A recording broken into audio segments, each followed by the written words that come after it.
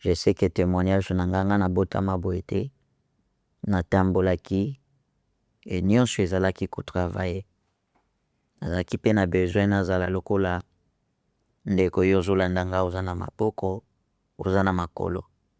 Nazalaki na besoin pe nazala lokola yo nasala pe lolendo mais naza maître te ya nzoto na ngai ndenge yo mpo ozolanda nga oza maître ya nzoto na yo te. Donc natambolaki eloko esalaki na se retrouver na état oyo.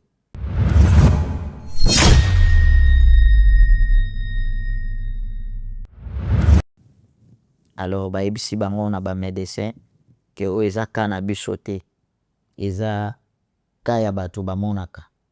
Bakenda na nga na bangunza bao babikolaka bayebisi bango mwana na bino aza kisimbi mwana mai, mboka ye asepeli nango te et voilà azo réclamer azonga. Donc ata bosali nyonso ekosimba nango te.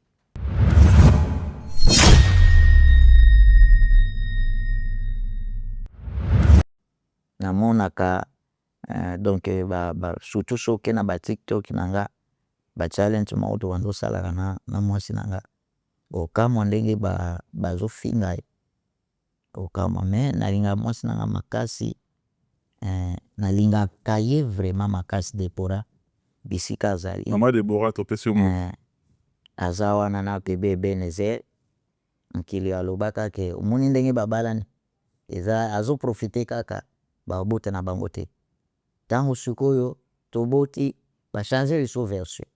Donc Mama Deborah nayebisa bato balanda nga vraiment bien na émission oyo.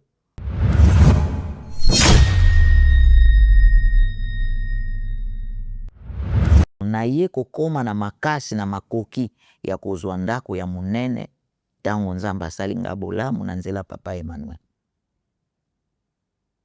Nde Nzambe asali donc mwasi na nga azomona ti tozotombwama ti tozokende liboso azomona parce que bato mosusu balobaki ye mutu agerelaka nga bachaîne barevenu nyonso ye mutu azwaka yango azozwa bambongo. Mwasi na nga azoprofite na eloko moko te, alinganga na bolingo ya solo.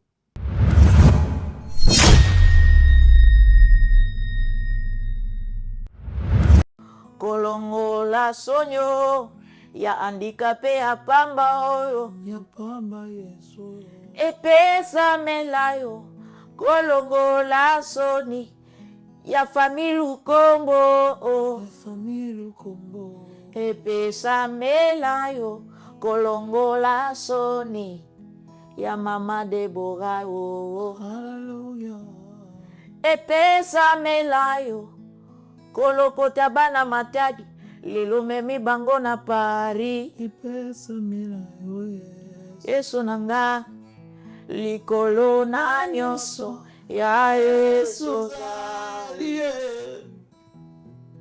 Yesu yo likolo ya kini ya Yesu zali Yesu yo likolo mokili mobima ya Yesu za oyo abengaki eloko lelo na nzela na nga libota na nga ezobika oyo abengaki eloko lelo na nzela na nga milimo ya bato ebele ezobika nabengaka Yesu semba bilokota.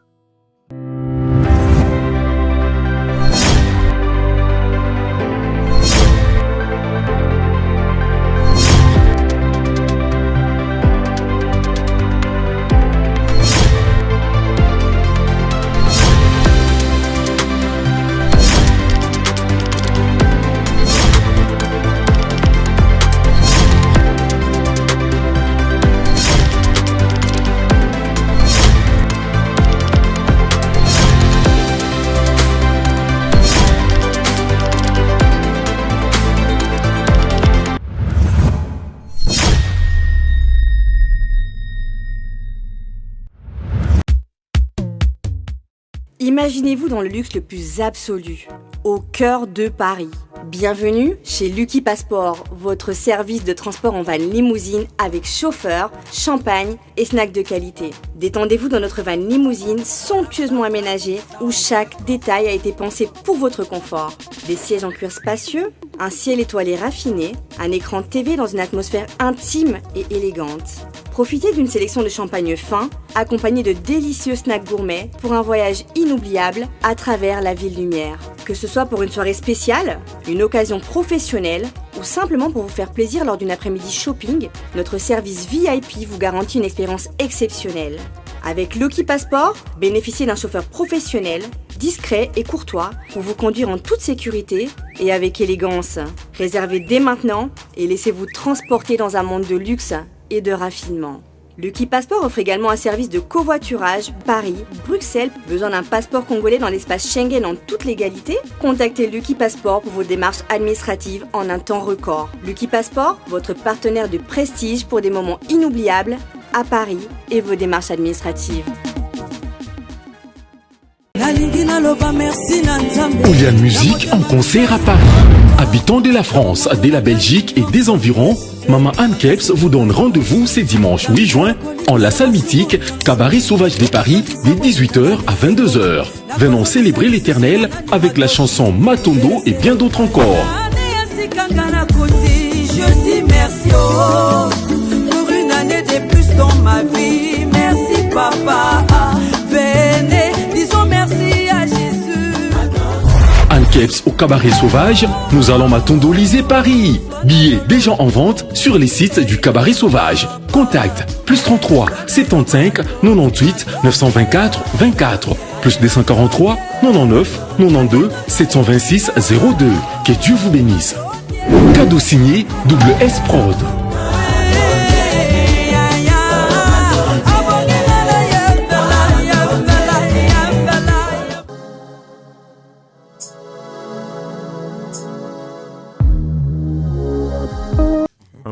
Je suis dans la joie de savoir que vous qui nous suivez de partout, vous aurez toujours un plaisir.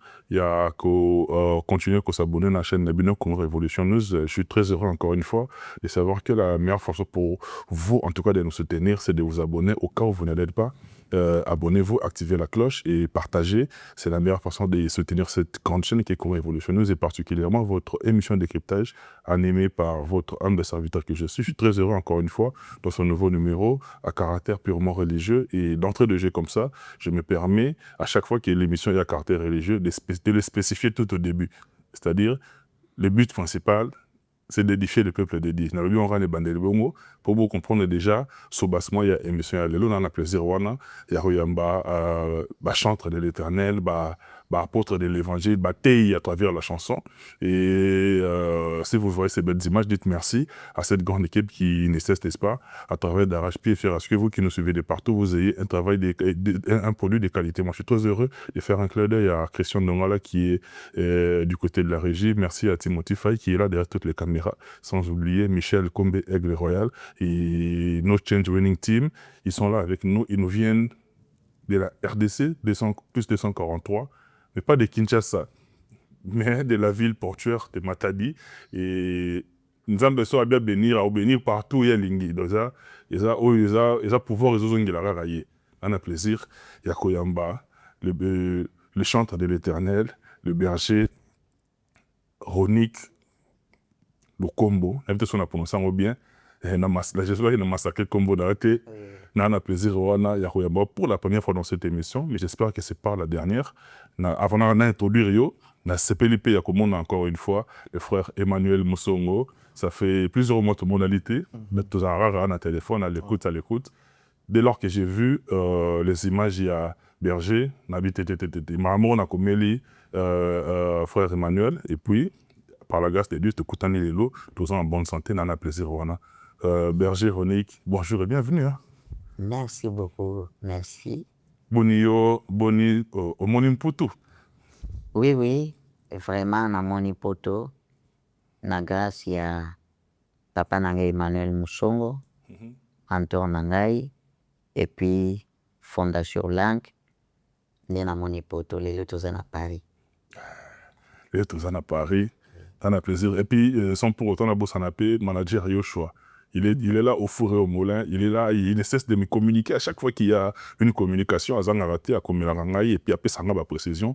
Merci beaucoup, Nayo, manager Yoshua, depuis là où tu nous suis. Et frère Emmanuel, d'abord, comment te portes-tu également? Merci, monsieur Joey. Ça va très bien, grâce à Dieu. Un plaisir. Au revoir, yo. Alors, tout le monde a amené ça là. Merci Je beaucoup. crois que Lélo Naza accompagnateur et les autres. Le yo accompagné artiste. Les accompagnateurs artistes, l'homme de Dieu, le frère Ronique en tout cas. Chris Nora là, yo n'a payé barago, on a fait moulaïté. T'as le logo salé. Quelle intention. Quelle intention, Chris. Quelle intention. En tout cas, c'est un plaisir. Au revoir, yo, les sous-sous. Merci. Et au revoir, peuple des dieux. Salingolo aujourd'hui. On a vraiment dans le bas milité. Et celui-là, je bénis Dieu parce qu'on a peine béni dans la présence à Berger Ronique, le Combo et Badantan béni sur à Paris. Et voilà un peu. Je bénis Dieu pour sa grâce et pour sa faveur. Berger Ronique, pendant Nzambe bota de partout. À chaque fois, dans donc na ba prestation na yo, et ben ko toucher au plus profond de moi. C'est-à-dire comment na yo déjà, vous êtes témoignage. Alors je voudrais à travers témoignage na yo et édifier pe ban Nzambe mususu peut-être ba on dirait ba souki. Mais yo à travers témoignage na yo et édifier ban Nzambe wana. Quand est-ce que Berger Ronique, on a bien nos frères Ronique avant que maintenant nos bergers, à quel moment oyambaki Yesu et puis on demande qui okoma kosalela ya. Merci beaucoup, papa. Nga nayambaki Yesu na 2011 et puis 2012 nazwi batere mpe na décidé kosalela Nzambe. Ezaki par rapport à quelles circonstances? Parce que ils ont facilité qu'on décide qu'on landa vraiment nzela ya Nzambe, ils ont facilité pe sameli pe na mutu nyonso te. Okoya pe koloba bon, naza non attend nasala makambo mosusu te bi nembo na biso ya réalité nango ebele, surtout pour une personne vivant avec handicap na pays na biso mingi batala ngo neti ba laisser batala bino pour les laisser pour compte, alors que devant Nzambe nous sommes tous égaux. Liboso Nzambe toza ndenge moko eza te ke ye aza molai aza mundu eza pembe, devant Nzambe toza ndenge moko, toza bikelamu na ye, toza bana na ye. Mais biso moko kaka bato nde totya badiscrimination, totya badistinction, tomarginalizaka mpe quelquefois. Yo okutana mpe na bacirconstance ya bongo. Vraiment eza difficile, eza facile te kondima kosalela Nzambe surtout na eta naza nango. C'est pour cela na bato nyonso bazolanda biso nga naza mateya mpona bato, na mateya mpona bato nyonso bazolanda deke natalaki badifficulté na ngai te age ezalaki facilité parce que je sais que témoignage na nga nabotama boye te, natambolaki e nyonso ezalaki kotravaille. Nazalaki mpe na besoin nazala lokola ndeko yo ozolanda nga oza na maboko, oza na makolo. Nazalaki na besoin mpe nazala lokola yo, nasala mpe lolendo, mais naza maître te ya nzoto na ngai ndenge yo mpo ozolanda nga oza maître ya nzoto na yo te. Donc natambolaki eloko esalaki nase retrouver na état oyo ezalaki babibon mibale ya kati. Na ntango wana bapoti bazalaki nano na mboka bisika oyo ezalaki meme mutuka pasi mpo ekota. Na mboka nini précisément? Nazalaki na Manianga, précisément na village babengi Kimpunga. Ok. Nde nabotama kuna. Na Bakongo? Oui. Nabotama kuna. Alors ntango na papa azalaki mpe na makoki oyo ezalaki ya kokoka mpona biso na ntango wana. Abanda koya Kinshasa koteka biloko, mokolo mosusu asali voyage, nde na nsima baremarke na mama ke mwana azolelalela parce que na ntango wana nazalaki nano mwana moke, nazalaki meme na capacité te ya koexplike douleur nazoyoka. Alors kolela wana mama apesaki nga kisi ya fièvre namelaki, et puis ntango papa ye efe oyo mama amonaki ekontinuaki lisusu. Ntango ekontinuaki, alors etindaki baluka centre bisika oyo ekopermettre basalisa examen mboka tozalaki ezalaki développe te, nde balukaki bisika oyo bakendaki na centre wana nde bakendaki kodécouvrir nga babibon mibale ya kati, moko ezalaki na Panzi, moko ezalaki na Kwisi. Alors na kati ya centre wana mpe ba médecin permanent bazalaka te, babandaka kowuta na Matadi bazoyaka ko intervenir soki cas ezali. Alors ndenge moko mpe bayaka na cas na nga ntango baye basali opération, ntango bazongi nde na nsima nakomaki paralysé. Alors na traversaki ba moment ya pasi, nakomaki ti na porte ya liwa, nakomaki na porte ya liwa. Alors baboti bazalaki na makoki oyo bazalaki nango balobi non il faut toluka solution ya mwana. Bakendaki na ngai na ba hôpital ya minene mais bazwaki solution te, bambongo nyonso esilaki, résultat ya malamu ezalaki te. Na place bazwa résultat ya malamu toujours nakomaki kokoma cas lisusu gravement malade. Alors bayebisi bango na ba médecin ke oyo eza cas na biso te, eza cas ya bato bamonaka. Bakenda na nga na bangunza baoyo babikolaka, bayebisi bango mwana na bino aza kisimbi mwana mai, mboka ye asepeli nango te, et voilà azo réclamer azonga. Donc ata bosali nyonso ekosimba nango te, bozonga na ndako bozelaka mokolo ya kokata motema. Babimi na déception na ndako ya bangunza, bakei na nga sikoyo na banganga parce que papa alobaka mpona mwana na ngai ya liboso naosala nyonso, place tu nakokota nakokota, mais nazaka na besoin mwana na ngai abika. Akenda na nga na banganga bayebisi bango ke mwana na bino aza ndoki, aye nde na mission ya kosilisa bino. Alobi ozomona te ke banda bobandaki koluka meme solution mpona ye azobika na ye te, bamoyen na bino nyonso esili abika te, donc bokende kozela kaka ti mokolo oyo akokufa mpo aosalela oyo te, epuis aobika te, aokufa na ye. Bapapa bazongaki na déception na mama, bazongi na ndako vraiment bandaki kolela parce que mama abotanga avant l'âge, donc azalaki nano mwana moke, meme mpona komaîtriser ba émotion ezalaki vraiment difficile. Alors basuki wana te baconseil ya mabe ebandi koya, bamembre de famille, bato ya quartier bazoya koyebisa bango ke eloko oyo ezosala salite na famille. Balembaki kobenga nga mutu na kombo na nga nakomaki eloko, balobi eloko oyo ezosala salite na famille, si moyen eza bokangela ye ata 2 semaines bopesa ye eloko akolia te akufa, mpo ata bosali nyonso esimba te.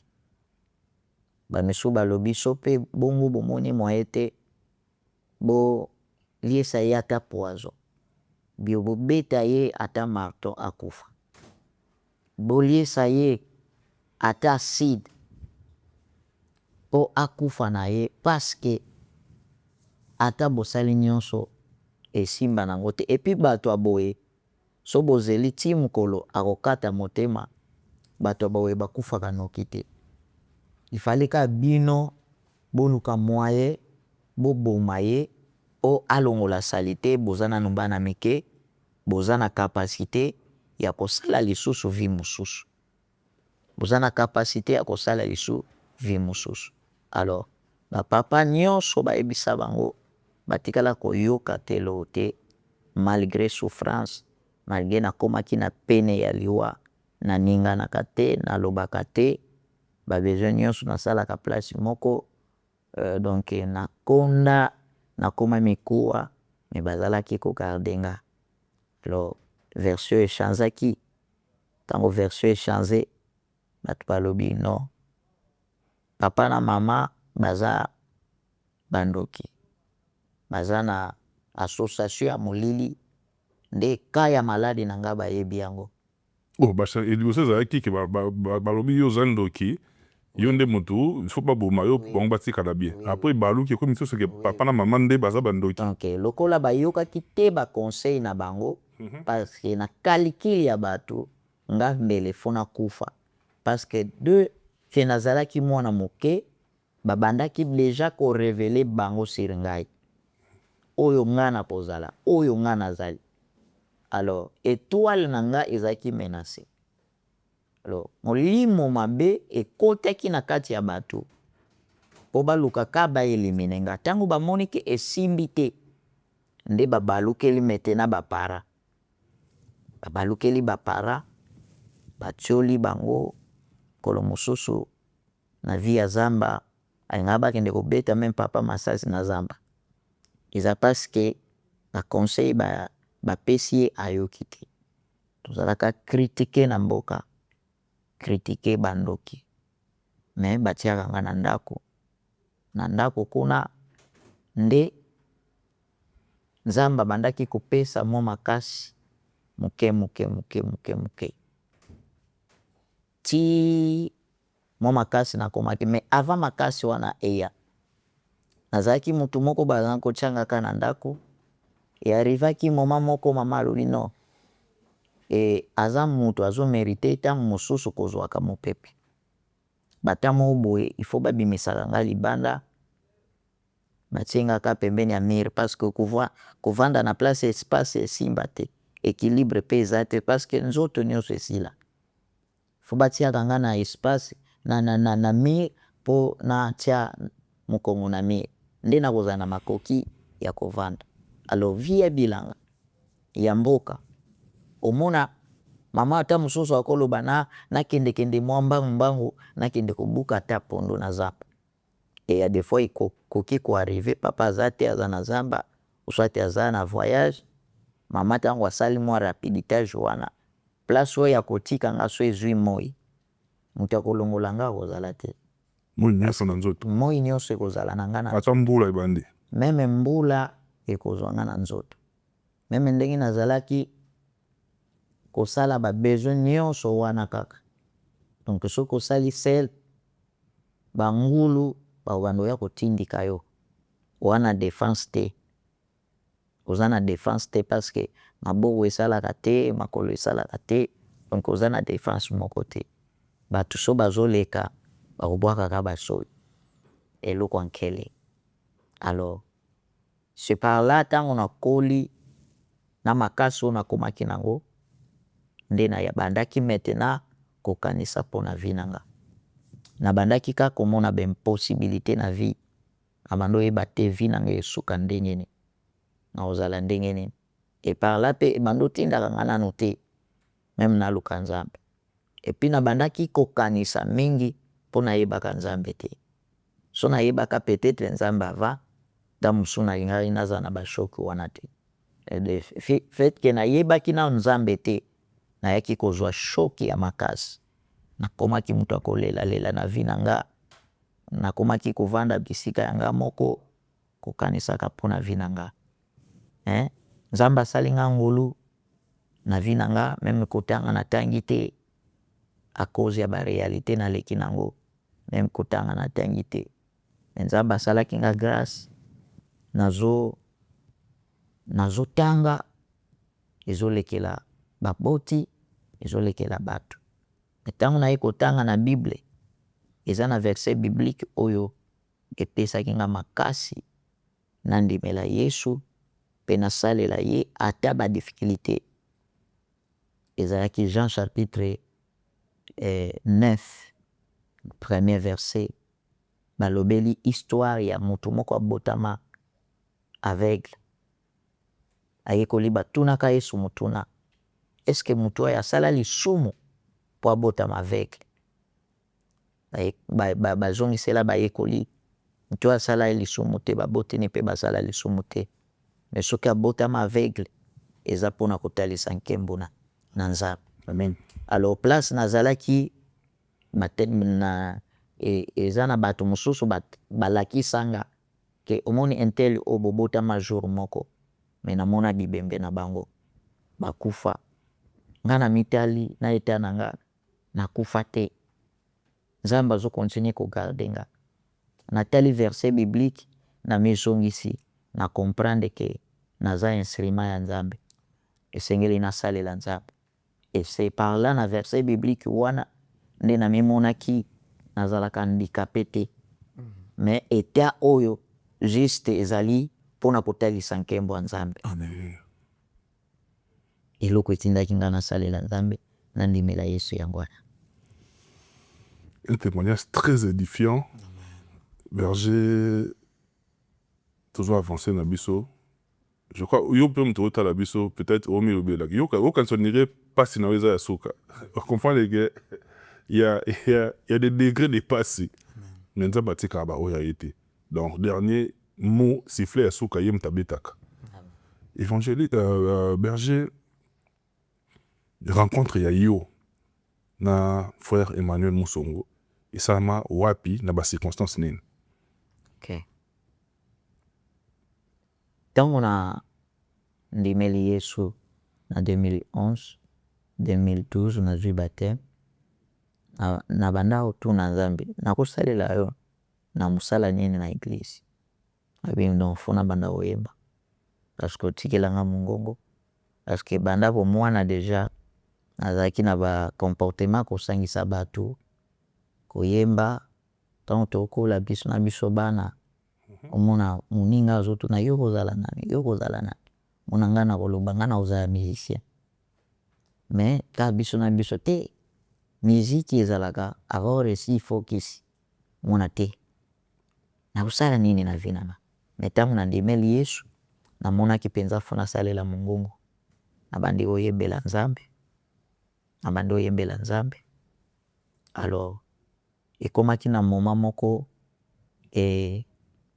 molimo moko ebandi komata nga maintenant nakota na profondeur ya kosalela nzambe mpo vi na nga ezala évangile mpona bato nde nakotaki maintenant na mozindo epuis nasali groupe ya adoration tozoyemba me na kati na nga ntango naye komona papa Emmanuel na nzembo ya telema nzambe na nkembo alors nakomaki s'inspirer na papa epuis nakomaki na besoin nakutana na ye nasala bapriere epuis nakota na ba plateforme na ye mpona banomona te na moyen nini nakokutana na ye nakoma me telema ezalaki mokano ya nzambe ekomaki mpe na moma papa Emmanuel ye mpe nzambe akoti kati na ye epuis ntango nzambe aconvaincre ye na place siko nga naluka ye papa alukaki nga nde atindaki délégation bayaki kozwanga alors tellement nazalaki préparé na baorientation na ye na premier balive oyo tosalaki naye koyebana mbala moko donc eloko esalaki nakutana na papa Emmanuel yango wana na nzela losambo nzambe atutaki ye mpe epuis na place nga naniokwama na adresse ye moko ntango nzambe asimbi ye nde alukaki aniere ya koatendre nga. Frère Emmanuel, Ouais, monsieur. il y a accompagné artiste. Mais nini touchaki yo pour yo kende holuka Berger Ronick Tukombo. Alors, alors, le mot très important, c'est que oui, ceux qui nous ont basé en avant à Makambo, ils sont surpris et après. Alors, la première chose, c'est que la première fois à la télévision, na moni na ba chaîne na biso ya local atali tango yimbi et pensé na motema. Pourquoi? Parce que na nota na bi comment mutu oza na état boy azo yimbela nzambe parce qu'à l'époque il n'avait pas aura oza molelo si on doit se dire. Mais comment quelqu'un peut se retrouver en état au mazo yimbela nzambe? Surtout des fois on a pas problème au monde aux les nzambe. En tout cas, naza pas qui parce que nazaki tellement na ba voyage au sala. Et Saint-Esprit a interpellé. Mais je crois que peut-être Lelo, peut-être la prière, cet esprit a touché qui montait Malangaï vraiment. Et Nazaki sous la kimiate. Nazaki sous la kimiate. Tine Web, c'est équipe Langaï, Bokene Koluka. Mais la première fois, avant la équipe Langaï, à combien Langaï dans les réseaux sociaux, à combien dans Facebook, Langaï, page Langaï, na pirater, on peut pas récupérer, on a que. Et ça a dit avant que ma pirater en haut, na tomba la message là. Heureusement. Voilà, ils ont bongi ça mi ensemble. Na tomba la message là. Nathalie, bon, Monica, tu remets à demain ce que tu peux faire aujourd'hui. Au but, on a ça autre chose et tout. Et les cananga comme Melinga, Papa, Boni, Nandakayo et tout ça. Tu sais, comme ça, là, qu'elle avait. Ah, je suis la fan là, on a la TV, il chantait, il dégageait une puissance terrible. Il y a un collaborateur dans la vie. Aïzambo Kendoluke, mon frère. De par là, il est venu. Et après, quand on s'est connecté, et il m'a parlé de comment est-ce que c'est comme ça que et ça qui jonction à biso et puis on a dit toucher à aucun verre. Donc moi je crois que dans ce puzzle c'est Dieu qui était au centre parce que c'était pas humain cette rencontre, c'était une rencontre divine. Si je peux le dire. Frère Manuel, t'as vu qu'on accompagner artiste. Ceux qui ont aidé biso, baté belé bato bayebi parce que pour na oyo bazili baku ya beaucoup tani na biso bala liboso ya biso na bino ba liboso ngana loba mingi te attirer c'est les images beau comprendre mamto loba frère Emmanuel sunga biso s'il te plaît pour beau comprendre to relier l'utile à l'agréable beau comprendre mamto loba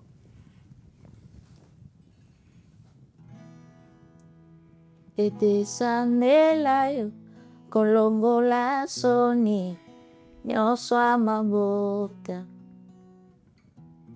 epesamela yo kolongola soni nyonso amabota epesamela yo kolongola soni nyonso agonike epesamela yo kolongola soni ya mwana matadi ya pamba epesamela yo kolongola sonyo ya handicapé ya pamba oyo epesamela yo kolongola soni ya famille Lukombo epesamela yo kolongola soni ya mama Deborah hallelujah epesamela yo kolokota bana matadi lelo memi bango na Paris epesamela yo Yesu nanga likolo na nyonso ya Yesu Yesu yo likolo ya kini ya Yesu zali Yesu yo likolo mokili mobima ya Yesu za epesamela yo kolongola soni nyonso amabota epesamela yo kolongola soni nyonso amabota hallelujah hallelujah oza Hallelujah, yes. Hallelujah Hosanna Hallelujah Hosanna Hallelujah Hosanna Hallelujah Hallelujah Hosanna Hosanna na Yahweh Hosanna na Jésus osale biso bola olokolinga matadi omeminga na bari lokola ndoto nzoka nde eza ya solo neti bagemene eza ya solo Yesu Hosanna na Yahweh Hosanna na Jésus Hallelujah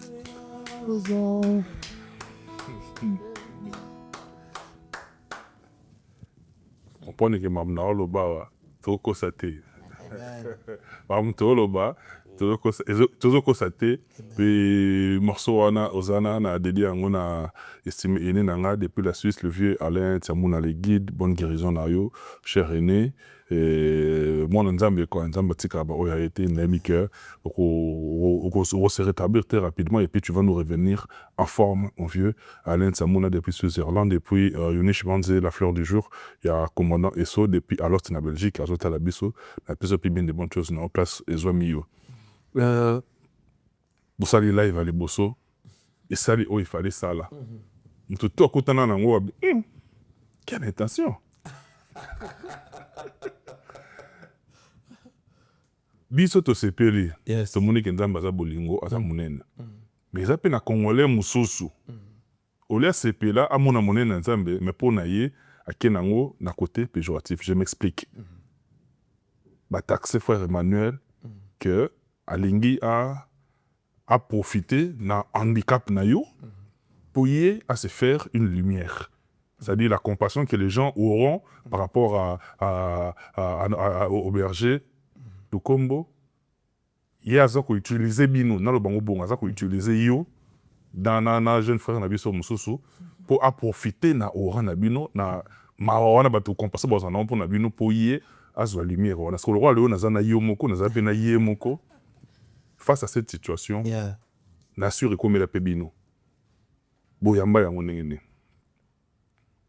Merci. Ngai donc na okende pa ya papa. Bato babenganga même na ba téléphone. Kokende te. Aza orkeye. Alielaka bato. Akomi so instrument na ye. Mais eloko moko na oloba soki okóma nanu bisika wana te kobeta na témoignage olukuta te. Vous savez biso bato toza ndenge nini. So lelo tosolola na papa mutu moko boye azoleka papa beti témoignage na ye wana master na nga nalela ye fo soki anga nalobi pe afo mutu pe akosadapte nango akokende pe ainterprete yango so na mutu mosusu wana eza comportement ya biso bato. Nga ntango nakende liboso pe premièrement orgueil nakuta na ngango te ti lelo nakoloba père aza étoile ye azo bénéficier na ba talent na nga te mais nga nazo bénéficier na lumière o étoile ezopesa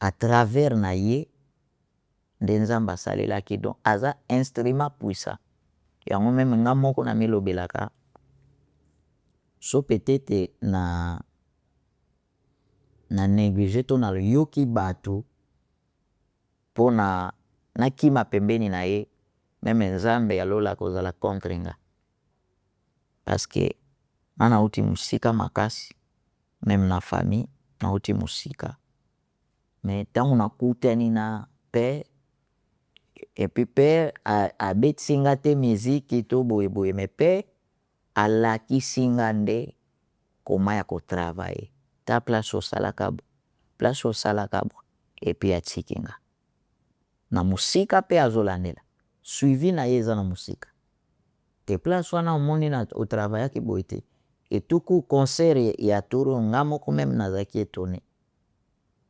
concert ezalaki père affiche tomonaki ezalaki père na concert mais ntango toye na réalité honneur oyo bapesaka na mutu oyo azobeta concert nga mutu nazwaki yango nyonso wana esu père azoprofite kaka sikoyo so nayokaka bato mbele nasuki wapi tala maintenant bisika grâce oyo papa aza nango bisika ememi nga lelo naza na Paris ezolekela bato epuis nga moko naomona yango esalemaki lokola na ndoto eloko kutu nalobela yango père te omoni ntango na mati na avion nakoki mpenza na avion tokende mpenza na santaki buya oui unaondima te naki mpenza nakeko parce que namataka ba avion ya ba province amata avion ya pays Afrique maintenant supo na kero Mputu. et puis na 4 jours ya pamba na ndenge nzambe amemelaki makambo yango tokomi lelo lobi tobeti concert donc nga naza bénéficiaire même bato bazoka bato ebele me basalaka bapriere mpona père père azocontribue ya mingi et puis bato basambelaka mpona ye so oyoki témoignage ya mabe c'est que eza bato basepelaka te na réussite ya moninga donc pour moi nga naza bénéficiaire ya lumière oyo nzambe angengisa liboso ya père mais ye aprofite na eloko te azosoutenir ndenga sikoti lelo ye deja yaka Paris mais alongoli badepense baye mpo bamema nga na baémission boye mpo econtinue koédifier peuple de Dieu surko. Frère Emmanuel, la même question.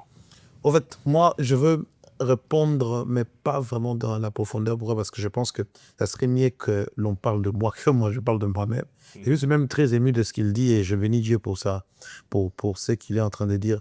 Alors, Monsieur Joey, moi, j'ai toujours dit, la haine a tellement gangréné le cœur des gens. Oh, Bazo et Basouté, qu'est-ce qu'ils doivent dire? Ils sont là que pour détruire. Alors, aujourd'hui, Dieu ne fait grâce que la Moutou, la Sima Moutou.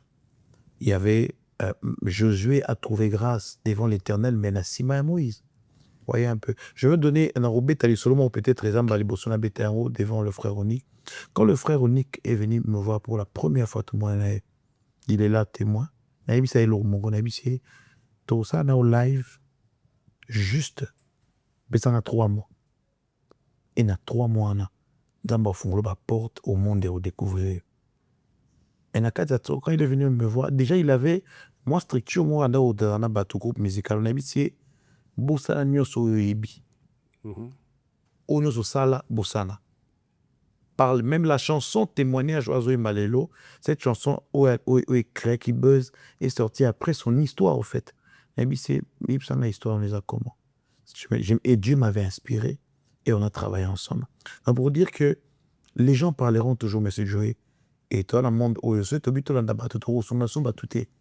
moi, j'ai entendu et j'entends des fois les gens dire, mais je pense que je ne veux pas être à l'aise de parler de moi, mais les jours aussi, mon autre fils viendra sur le plateau, je crois qu'il viendra, grâce à Dieu, comme le frère Onik, je crois que cette question lui sera aussi posée, il parlera. Les humains parleront toujours, mais moi, ce que j'ai fait, c'est juste donner le peu de la lumière que j'ai aux autres. Place au moment où on a 2 personnes, à mon abangopé. C'est que biso doza bana matadi, il faut le dire. Tetobani musique dans biso to ça mais souvent la personne nous a occasion à okende un peu, c'est plus des personnes qui plus la capitale. Et aujourd'hui Nzambe azosa makamozo qui est un peu compliqué dans le sens que même bateau dans la province, comment on y appelle na metili musuko ça amsala. Ce n'est pas un produit des efforts. Grâce aux autres qui pétaient. Grâce aux autres qui pétaient. Et aujourd'hui, nous avons sélectionné, frère, on est imaginé. Donc, ça veut dire, et vous allez pour l'angaï, et l'eau comme il y a bangi, il y a qu'on profiter de la stima à moto. Et surtout, quand il y a une personne avec handicap, même dans mon CP, la maïté. Et l'élo, frère, on est dans ma salle ngolo, même pour preuve, on a opé ça, l'élo, comme anecdote, et au monde, que là-bas, passage dans tout médiatique. Même quand on parle des autres personnes, je n'ai jamais posté mes propres numéros. Na posté un numéro ya Batouana, na manager. Bon année. Donyo som tolinga sala. Il est quand même pas pangai. Mais ce qui est vrai, même dès dans la TV, bon, on a mutubo azala, na commentaire au coma, au final. Mais le plus important, on a mis à l'école yebi. Et aujourd'hui, son témoignage est là. On a surpris dans ma ramso à lobby. Et il n'y a même pas. Donc, et puis, lorsque ma démarche est en section, c'est joué. Na bengi na ébicier, frère Onik. Na 4 jours après, on va viser Bimi. Alors qu'il va de difficulté à viser les lots, qu'on se le dise. L'artiste est belé, beaucoup en amour. Nous, c'est fallait boyer belé, mais beaucoup en dame. Exactement. Nzamba sek angolo les mecs mais na ko ça n'a pas été remercier vraiment Fondation Langui. Ba pesa qui vont de leur poids et maman Sophie n'a pas parlé. En tout cas, ba pesa qui de leur poids pour Moussa et Nzambe à se retrouver vraiment la Mikili à Poto. Et lorsque la Bing et ses frères, Bungama, Tozo, au fait, il ne revenait pas, au fait. Il se posait peut-être des questions, Balandini. Et j'étais tellement confiant. Mon but était qu'ils viennent vivre la main des dieux dans ce pays et qu'ils se rendent compte le jour du concert combien les gens ont été émerveillés par la puissance des dieux en lui. Vraiment, non, ça c'est juste spéculation. Il y a dans le fond, tout ce que moi j'ai à cœur, c'est de vouloir que les autres évoluent. Batouba évoluer. Ça peut évoluer sous mentorat. Et puis le mot très important, Batouba baraté. Lorsque moi j'encadre des gens, je ne personnalise pas ces gens dans mon salon, non, ça. Moi, je prends juste paf, j'essaye de coacher, paf, je donne la lumière. Chacun est autonome. Je vais vous donner un exemple. Quand j'ai commencé à travailler sur le frère Onic, il n'avait pas, d'abord, comment dirais-je, une chaîne monétisée. Et sa chaîne YouTube était down. Il n'avait pas beaucoup de ni même blog, stream et tout ça. Qu'est-ce que j'ai fait? Il travaille aujourd'hui, la personne qui le gère, c'est quelqu'un qui me gère. La PCR gérée à la autonome. C'est pas qu'on est en train de se justifier, mais c'est juste pour dire que il faudrait, nous Congolais, qu'on puisse rebâtir l'amour dans nos cœurs et ôter la haine pour que Batum Soussou va évoluer. Parce que ceux qui ont frère Emmanuel, baza 10, baza 20, au moins quand nous allons comment dirais se battre pour relever les défis à cause de bateau, ni même pas. Parce que M. Joe Moutou, tout à Koluka, par exemple, à se greffer dans Moutou à Ebani déjà. Mais le travail que nous faisons, on prend des personnes Oyo, on prie Dieu et on travaille sur eux. Donc, les gens ont la spéculation, c'est pas la vérité. Et Dieu a fait grâce qu'elle est là, sur un même plateau, question étonnamment pour que lumière les là, pour que les gens comprennent. Et dans le fond, on l'appelle sous brèche, il y a d'autres parents, besoin.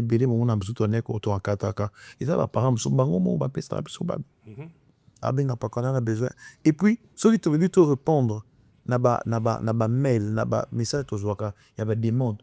Mais tu as saturé. Combien de personnes va s'engager? Deux fois. Exactement. Des fois. Exact. Des fois, au monde, tu as tellement saturé au milieu. Non, ça là comment? Donc, c'est pas seulement besoin d'habiter, mais ça demande à bateau. Le but est que à se battre, à participer les mers. Donc, il n'y a rien à voir derrière. Dieu est un Dieu des faibles. N'a pas hasardé jamais, n'a travaillé sur Ora Moutou. Jamais. Et du reste, lorsque Dieu a fait grâce que déjà, moi, non, qui est dans ma pesaki. Et oui, c'est vrai. Rajouter pierre dans l'édifice, mais seulement que nous sommes comme des pères qui travaillons ensemble pour le corps du Christ. Il y a ça que on a mis sous frère Oniga Lokolo, mon fils exaucé, basé belé généreuse, basé émêlé au mususu même, basé qui peut-être quelque part dans Malekisi Bamo, Indiana Miso et Bazupe Ora. Donc rien à voir avec ce que les gens disent. Tout ce que nous faisons, c'est juste pour l'édification du peuple des dieux. Et aujourd'hui, voilà les résultats. Frère Onic n'a pas tous les soukana, c'est mon frère Onic. Frère Onic, nous comme Bonazana Nonayo, et Lubama qui m'a cassé. Ngai na beta sifle na mno abatum sosote. Que frère Onic de tozana awa. Oui, poto, grâce à frère Nabiso, de mon Nabiso, Soule Kaouka, où il y a des DP sportifs, des DP artistes et musiciens, artistes et comédiens, des bandes de BLP, à travers, je crois, structure, il y a des bandes de BLP pour avoir obtention de visa, qui yopé au passage qui par Soule Kaouka, pour oser visa, au se retrouver Nabiso. Est-ce que ça y a solo, tu es à la rumeur? Eza lukuta. Eza lukuta. Nga na ye na poto na nzela papa Emmanuel et Fondation Olang. Na pesi kuto merci na mama Sophie, papa Alain, famille Olang nyonso bazolanda biso. Donc na nzela na bango ndinga na ye na poto. Ba oyo tangeninga peut-être na yokaka na monaka na ba réseaux sociaux mais kukuta na boy tukutana na te. Donc eza eloko solo te. Donc, peut-être que vous avez dans les réseaux sociaux, comment, et ça, Eza elokuta. eza lokuta vraiment lokuta. Voilà. Toujours éclaircissement après wana et plutôt avancer na biso lelo berger tomonaki mpe baimage tomoni madame tomoni bebe na biso baoyo tosepeli tobi o kolo alotaka na se atomboli likolo mais eza mpe kaka na congolais mosusu ere amoni bongo olia tikalaka na esengo amipose baquestion ake kutu na ndenge ya buzoba toreproduire makambo nyonso elobamaka sur la toile te mais de toi-même ere omonaka mpe ke bandeko mosusu olie basepela nayo na edongo ozala témoignage mpona bango mais bango bamoni yango objet peut-être ya kokritike mama ya mwana na yo madame na yo ke nde nini ake kolingana na personne vivant avec handicap biloko abongo na matoyi na yo soki ekomi comme ogéraka yango ndenge na Bon, kala ndi on intérêt peut-être mpe kombo mpe et puis na asigne yo nini na avec handicap eloko na oloba c'est pour cela même si na bibembe même si wapi oyoki moto aye kokonsole yo consolation ya solo euteki mpa nzambe. Ok. Parce que so nazoyemba atali mutu moko akomante na compte ya papa Emmanuel alobi papa mpona nini yo kaka banzembo ya maona ya mawa kaka donc susi na yo ezalaka tolelaka kaka donc oza na besoin te jour mosusu oyebi mpe mwa louange tosetela na yo ebwa mpe voi na yo okomprenaka teke eza faux voi elelisaka bato omona bazoyoka mawa bazokomante mawa nzambe asunga yo mais soki eloko mo boye eyeka bango lisusu bakokomante lisusu mabe namonaka donc surtout soki na batiktok na nga bachallenge moko tobanda osalaka na mwasi na nga okamwa ndenge bazofinga ye okamwa mais nalingaka mwasi na nga makasi nalingaka ye vraiment makasi Debora bisika azali mama Debora topesi yo aza wana na bebe Ebenezer mokili alobaka ke omoni ndenge babalani eza azoprofite kaka babota na bango te ntango sikoyo toboti bachange liso version donc mama Debora nayebisa bato balanda nga vraiment bien na émission oyo mama Debora ntango nalingi ye wana tokutani nanu te na papa Emmanuel. Oh. Oui. Bona kutu na lumière epeli te nanu tokutani te na papa Emmanuel ntango toke na papa na toke kutana na papa ayebi donc te histoire oyo papa ayebi yango donc papa kuta déjà nazalaka na Debora ata nalinga ye naza na position te donc même so aye kotala nga na ndako ata $1 ya pamba mpona kofutela transport eza problème aaccepta mwasi na nga aaccepta risque même na famille na ye. ok Meme na famille na ye batiola ye baloba yo mpenza tomoni mpenza kindumba ememi yo na suka tela à ce point okomi mpenza ntina baniveau oyo ya kolinga bahandikape mais ye eloko aloba na age na nga na niveau na nga nandimi teke moto akosalela nga choix donc nga motu naponi ye oyo akoyina nga na famille na biso ayina ngai nga naponi ye nalingi ye nde naponi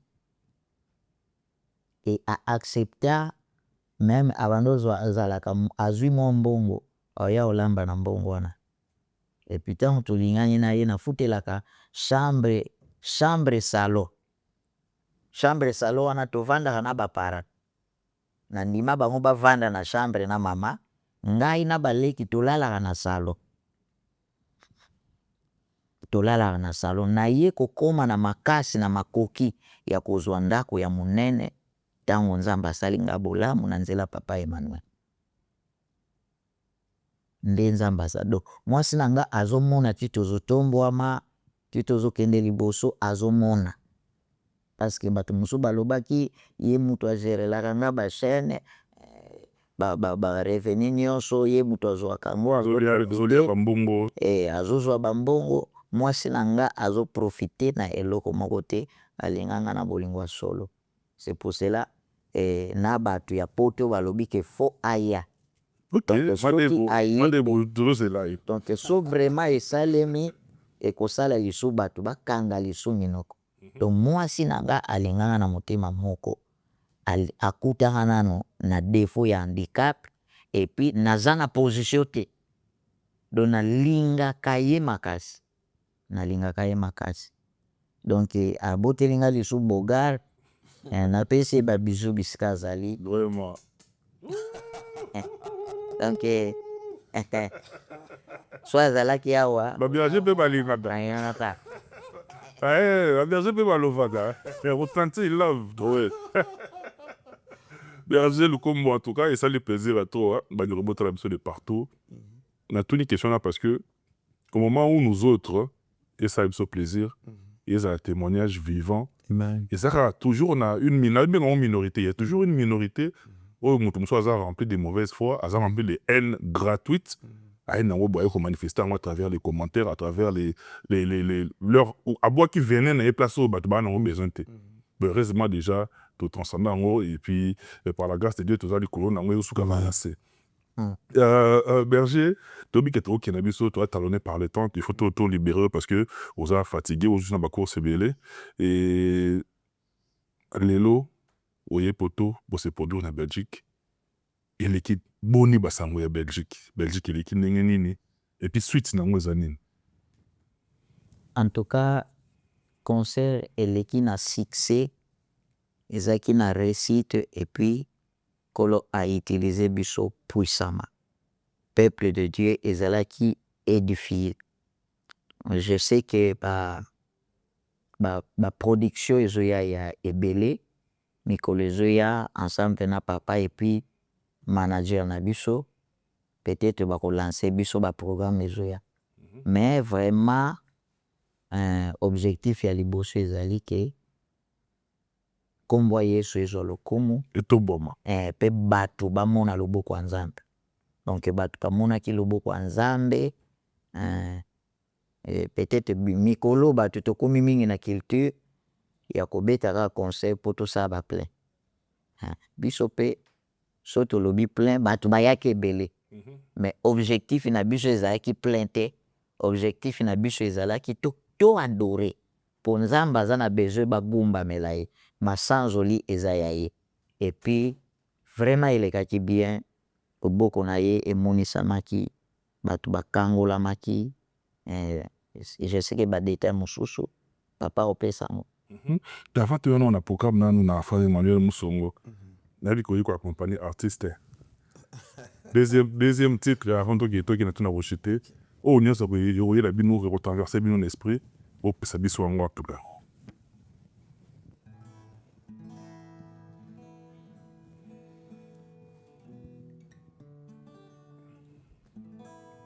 Mai ya miso nanga komi maya kome kati na eso oboli pasi nanga kolela oyo yanga komi lelo koseka nazanga kilo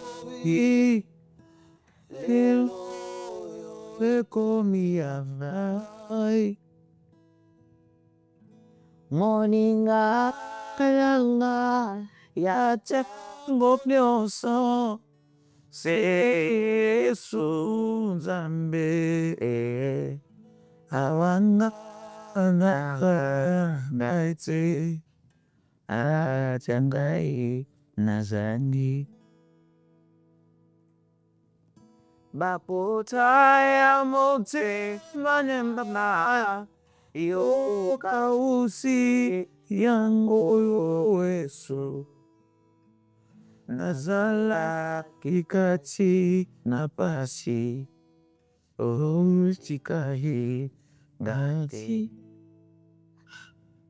nakoma kinasuke Yesu salini mabula nakoma kina pote ya kufa Yesu salelinga bola ayoyo nazalaki paralize déclassé nani akokaki kotalanga bamongwa bapara esilaki mpona koluka lobiko nanga lobiko ezalaki te ngai oyo pasi na basi mayele ya bapara esilaki bazoyeba te basala lisusu nini bamemaki nga na bandako ya banganga bamemaki nga na bangonza bamisusu balobi o akoki kozala kisimi bamisusu balobi akokaki mpe kozala ndongi ngai oyo pasi na fasi ngai oyo pasi na basi libota esukaki mayele bapara na ngai esilaki bakomaki bato akolela na rio nani akokaki kosalisa biso botika nga nayemba na ngai esoza malamu bakomaki koyamba bakritike bakomaki kofingama na mokili bamisusu balobi bino petetre boza bandoki bamisusu balobi bino petetre boza bandoki bakonse ya mabe ebandi koya ebandi kokota na bapara na ngai bamisusu balobi bokangela ye na ndako ata de semaine bopesa ye eloko akolia te bokomona ye akokufa oyo eloko aboye soni na fami oyo eloko aboye esali te na fami bamisusu balobi bolesa ye ata poison akufa bamisusu balobi o bobeta ye ata marto akufa mpo akosala eloko te na vi na ye ye aza kaka eloko apapa akoumela te na mokili oyo boboma ye kaka akende na ye ngaronike nakotaki na basi o ngaronike nakotaki na basi nakomaki kotuna nzambe oyo lisumu nini nasala na mokili oyo ebongaki otika nabotama te o me nabotama namona pasi ya boye ebongaki otika naya na nga te o me naya na mokili namona pasi ya boye nzokande oyo abengamaki eloko na miso ya nzambe aza mosali monene oyo abengamaki eloko o na miso ya nzambe naza mogumbameli oyo abengaki eloko o lelo na nzela na ngai libota na ngai ezobika oyo abengaki eloko o lelo na nzela na ngai milimo ya bato ebele ezobika nabengaka yesu semba bilokota nabengaka yesu semba bilokota alokoti lonike na matadi oyo lelo amemi lonike awa na bari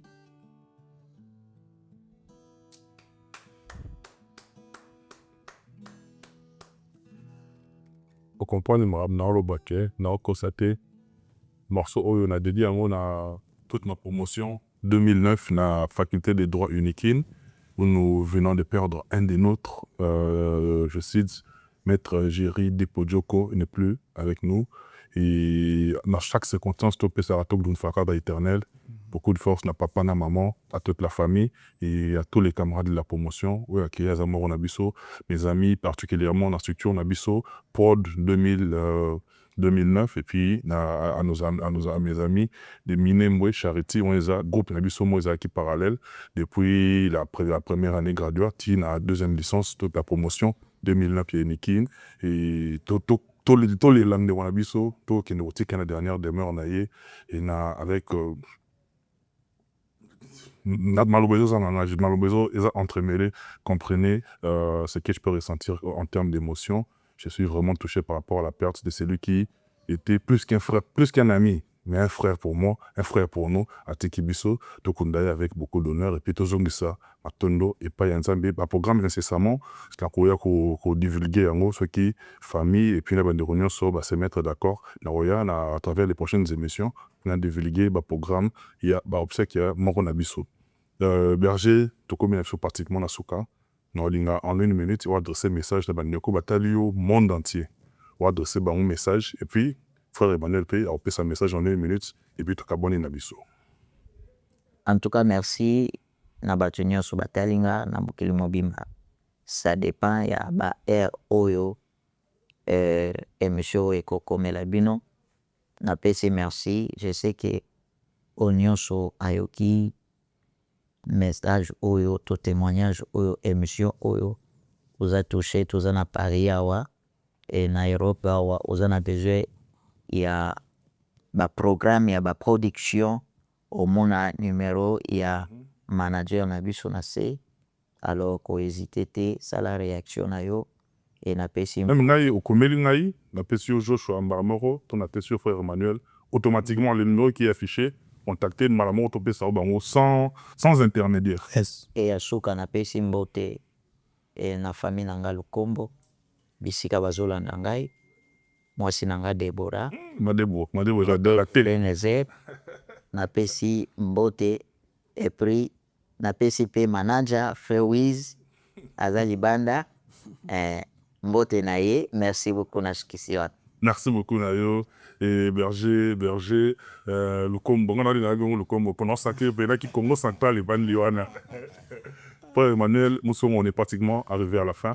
Maintenant, en une minute, plutôt qu'à Boanabiso, on répond de peine à Bandeko. Oyo, basali espèce de challenge na combo na yo. Donc, Congolais, nous sommes à l'obi pour naïe. Sambela Nzembo no ekoye na maboko, ya Père Emmanuel te. Donc, Nzembo no ekoye na maboko naïe.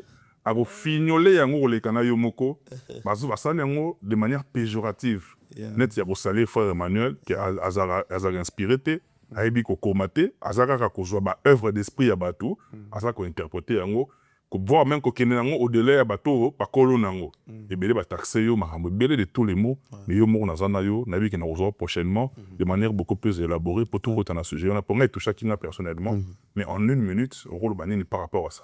Alors, merci, M. Joey. Déjà, Napamboli Nzambe.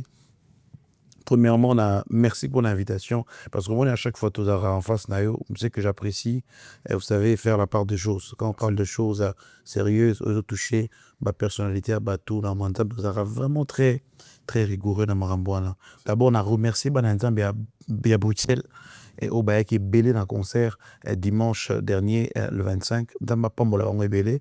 On a remercié les sous comment dirais-je, fondation là, pourquoi? Parce que c'est ça qui vont les soigner pour Nabiso par rapport il y avait des marches, il fallait bailler à maman Sophie, ça m'a pas Bino, papa là et puis toute la famille, que Dieu vous bénisse énormément.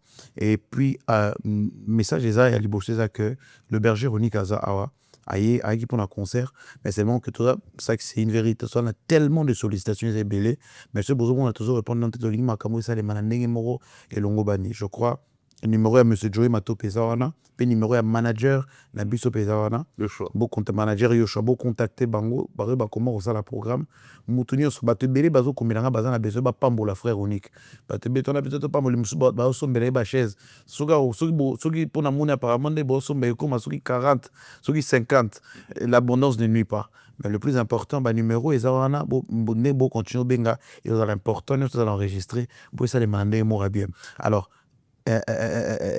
toza on a conseillé Nzambe toza bana Nzambe na logo photo eba omoni toza musala oyo et autres permettre à ce que bato base à la béni peut pas à l'édifier. Alors moni monsieur Joey na kopeki sa mutu te aloba oyo azo penser koloba mutu nyo sa penser koloba oyo lingi mais moi je crois que je reste d'abord conducteur des cultes et adorateur de l'Éternel. Le plus important, nous sommes au nom César pour nous pambola battu. Mais dans un temps moko oyo, chacun peut dire ce qu'il pense. Loin de moi, il y a taxer individuellement bateau, mais juste que le baka que nazali pamboli pour na batu nyonso.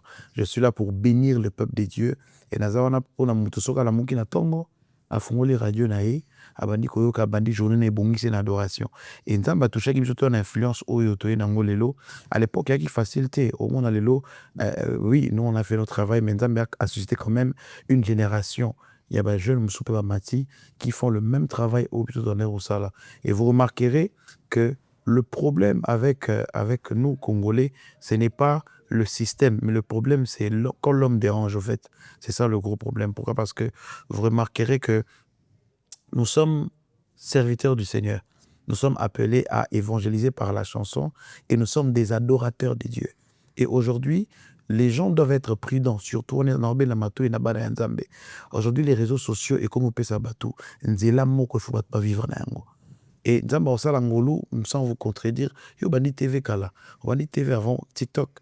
Et belé au monde lelo, bandi peut-être TV maintenant où il y a des réseaux sociaux, au monde que bazo c'est définir les réseaux sociaux kende. Mais nous sommes de la génération où tout c'est définir les lo la elingi to salama kambo. On n'est pas là pour se justifier, mais on est là juste pour faire l'œuvre de Dieu. Si ça choque quelqu'un, gloire à Dieu. Mais c'est dans ça que Dieu nous a bénis. C'est dans ça que Dieu nous a élevés. Il y a quelqu'un que j'apprécie énormément, c'est un père, c'est quelqu'un qui est formidable, le révérend pasteur Roland Alobara, toujours, ne change pas le profil qui t'a béni. Si aujourd'hui, Dieu a fait grâce que le frère Onyx soit là, c'est parce que le frère Onyx a eu à adorer avec des choses qui existaient déjà. Ouais, loin de moi pour répondre à quelqu'un, mais pour dire simplement que les gens parleront toujours. Peut-être dans un proche avenir, album Yayo, frère Onyx, m'a dit, au fait, le problème est ça qu'il faut que d'abord, M. Joey, toi, non, adorateur, au fait. Ceux qui te lobby, tout tomber dans le système, et ça, le coup, là, toi, on a besoin de répondre à l'exigence et à bateau. Parce que là, nous, on n'est pas là pour répondre à l'exigence à bateau. Nous, on est là pour adorer que Dieu. Mais bon, parce que le monde dans la hypocrisie. Il y a des artistes, c'est Pelanabino, Karanambebo. Vous savez, tout à fait. Ça tout exemple. Remarquez, dans un moment d'adoration, dans la salle, on a bien Bakolo. Papa Deningonde, Papa Fangoulaja, Maman Bouloba. Pour ne citer que ceux-là. Sans compter oyo baza déjà un peu élevé. Bon, on a que si bakolo wana papa na bazoya vers bisoto sa musala. Na yemba ki même na maman nana na Bruxelles. Maman nana luke zaza doyenne ene au salanate. Tu yemba ki na ye. Mais comment on a la confiance à monter peut-être bato ba monde autrement. Le problème est que les gens bato o ba comprendre ba yebi que je suis un conducteur des cultes. Monsieur Joey, mon musala non sala. Et ça auto sala radienne avec l'église. Et puis d'ailleurs, pour na bâti lo moko, ngana za muta ya mbote na bandi yango. Na yeko kuta ngo ezara déjà. Ozomona, ngana sali ka continuité na otangelo même na ba preuve. Oyebi lelo peut-être ba tous ba kol ba sang ozana ba preuve. Tous ba kara par exemple papa na biso mombaya. Et ça bandi muso papa mombaya a traduisa ou existera déjà. Inga naza conducteur des cultes, naza adorateur comme na ce kobabani, na s'inspirant na ba américain, ba anglophone. Na tala ba ngonde ba sala ba culte ba et au mona format on na sala ezara format live culte. Na noté au mona que nazui nzembo intel nazui yango na sala yango soki ndenge non na sala yango na format ezaka auto sala mbouli yango lo wa auto sala l'église yango to indi. Ce qu'on a tout na question na bato ba Hollande. Monsieur Joey, biso to yemba quand même ta sala kimta précise nzambe. To ki na réseaux sociaux. Combien de reprises ça? Mais pour bayoka reprise ya moto. Est-ce que moto na obligé ba to bayoka yango? Nzambe nde mutatiaka na kati ya motema ya mutu posa. Et lelo au monde que après influence au biso de travailler quand même sur ça. Nzambe élevé ebelé. A élevé ba jeune ebelé. Frère Onyx par exemple fruit et élévation wana. Oui. Le bat bazemba na comment et c'est juste et la reprise nzemba tikanga ina yemba. Et on a travaillé sur ça, on a mis ces paroles. Donc pour dire que celui qui lobby, tout le monde se perd dans la vision. Mais il lobby que dans ma son goulot comaté. Mais ce que moi je me dis, chaque personne a une vision, a une dans ma bengale. J'apprécie beaucoup le père, papa, fond moulage, ça me l'a à lobby. aesanga toujours ndenge oza boye yo oza adorateur yo benami ogumbamela nzambe mpo bato ogumbamela nzambe na priere mpo okumba bato soki olobi okota na systeme ya bato ose perdre enga na okota na systeme ya nzambe soki olobi monsieur Joey Matopa yemi te mo receveli singa na oyemba okambola ngo kolekanga otienga na insécurité merci okoyeba soki David Bombele epai yemi te na obebisa biso te me na obebazengo Hippodrome, te saluer. D'abord, beaucoup, en tout cas, merci beaucoup. Merci beaucoup, frère Emmanuel. Et on est pratiquement arrivé à la fin. Et au dernier papa Franck Moula, j'en ai passé un mot, t'es pas sorti à la bisso. Depuis la Belgique, et puis na Monina, beau-frère Nangaï, chanteur de l'éternel, Lionel Shonda. Na pesi Mbote, Lionel Shonda, et maman na biso Gianni, place Bota la biso qu'on a depuis la Belgique. Une des bonnes choses Nabino. Et maman Ouanga, et puis maman na biso Francine Nzekama, on a ba maman à CFMC, de Belgique, on a ba maman na biso, on a tout fait tout flamme. On est pratiquement arrivé à la fin. Si vous avez aimé, dites merci à Chris Nongala qui était à la régie. Grand merci également à Timothée Faye, sans oublier Michel Koumbe Aigle Royal. Là, c'est la grande structure des congrès révolutionneuses. Moi, je vous dis d'ici là, portez-vous bien. Bye bye. À la prochaine.